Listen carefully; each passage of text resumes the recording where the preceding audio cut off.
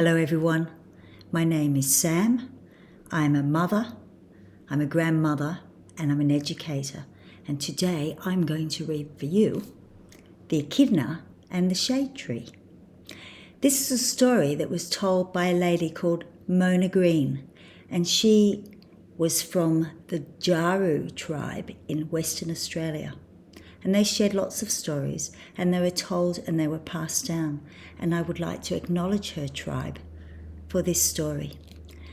This story was then written by Pamela Lofts from Mona Green's telling.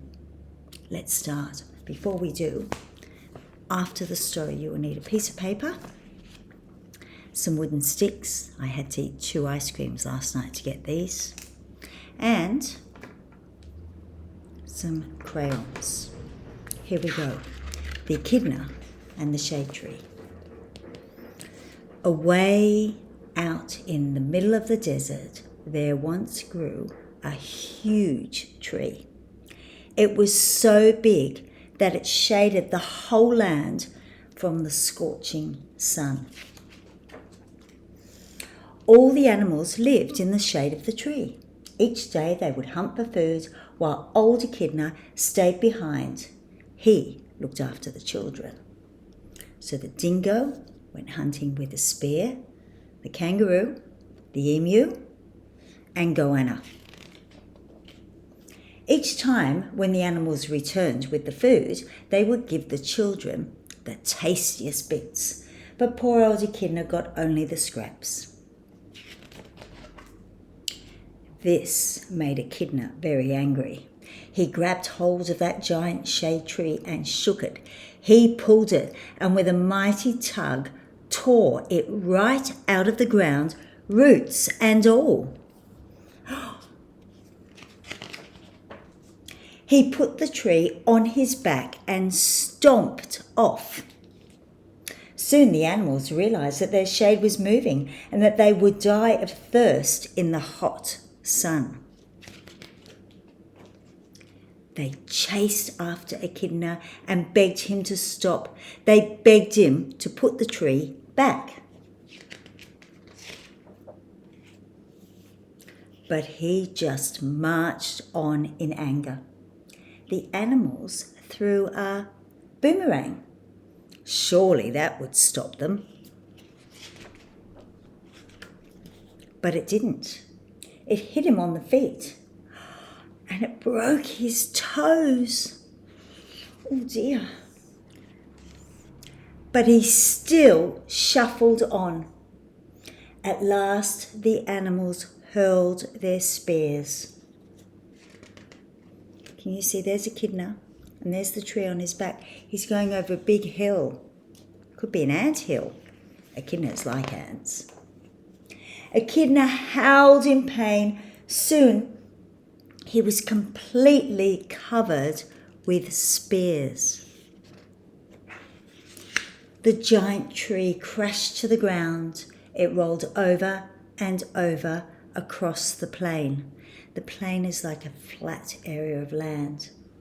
And its huge branches broke off and stuck into the ground. Poor Echidna lay dying.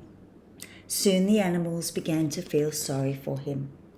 Cockatoo flew up and asked, "Where would you like to be buried? In an ant bed? In a clump of spinifex grass? In between some rocks?" Echidna chose the rocks. When he died, the animals buried him there and covered him up. Only the spears were sticking out. This is the spinifex grass. It's very spiky.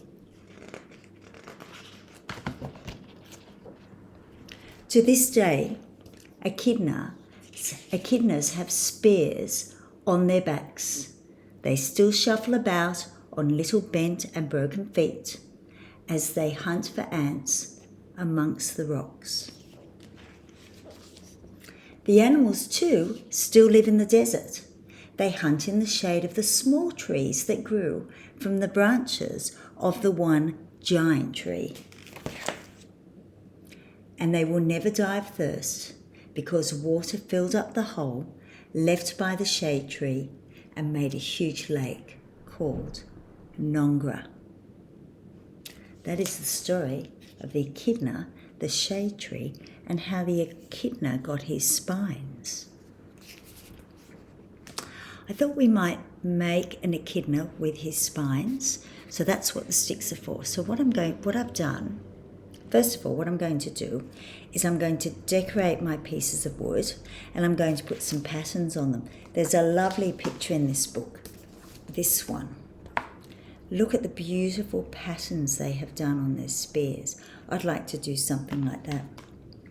So on this one, I'm going to do 3 blue stripes. 1, 2, oh, they're too close together. 3, 1, 2, 3. And then I might use the darker blue and do a big blob of blue, like a square. And then I'll do 3 more lines. 1, 2, 3. Then I might do some white, a white square. Actually, I might just use the dark blue again. Do another big blue square. And then finally, 3 more light blue lines. I might only fit 2 in. So there's my first one. And then on my next one, I was thinking I might use a bit of the green.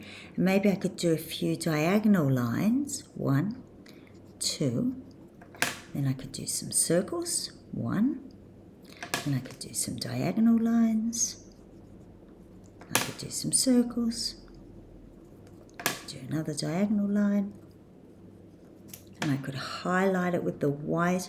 I could go around it to make it stand out. Actually, that one looks quite nice. I'll show them to you. So can you see that one? And this one?